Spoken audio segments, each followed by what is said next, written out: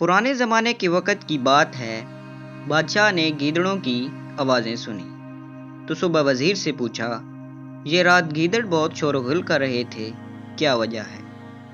وزیر عقل مند ہوتے تھے، اس نے کہا، جناب، کھانے پینے کی چیزوں کی کمی کی وجہ سے فریاد کر رہے تھے۔ تو حاکم وقت نے آرڈر دیا، ان کا بندوبست کیا جائے۔ وزیر صاحب نے مال گھر بھجوایا، دوستوں اور رشتہ داروں میں تقسیم کروا دیا، اور پھر رات وہی آوازیں آنا شروع ہو گئیں۔ بادشاہ نے صبح وزیر سے کہا، وہ کل آپ نے سامان نہیں بھجوایا تھا؟ اس نے کہا، جناب، بھجوایا تھا۔ تو پھر شور کیوں؟ وزیر نے کہا، جناب، سردی کی وجہ سے شور کر رہے تھے۔ تو حاکم وقت نے آرڈر دیا، بستروں کا انتظام کیا جائے۔ صبح موجیں لگ گئیں، پھر حسب عادت اپنے گھر بھیج دیے، دوستوں کے گھر بھیج دیے، اور پھر رات آئی تو بدستور آوازیں آنا شروع ہو گئیں۔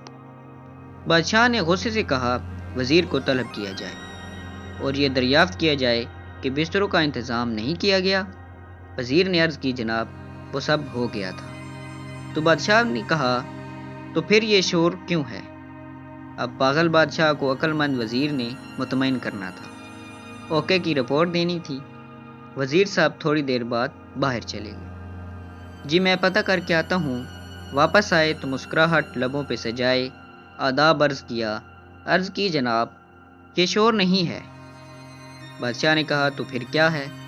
جناب، یہ آپ کا شکریہ ادا کر رہے ہیں اور روزانہ کرتے رہیں گے۔ بادشاہ خوش ہوا، وہ وزیر صاحب کو انعام سے نوازا گیا۔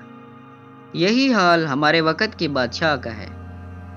مخلوقات بھوک سے، مہنگائی سے پریشان اور بدحال ہو چکی ہے، مگر یہاں سب اوکے کی رپورٹ دی جا رہی ہے اور بادشاہ سلامت خوش ہیں، بلکہ آئندہ 5 سال کی خوشخبریاں بھی پیش خدمت کی جا رہی ہیں۔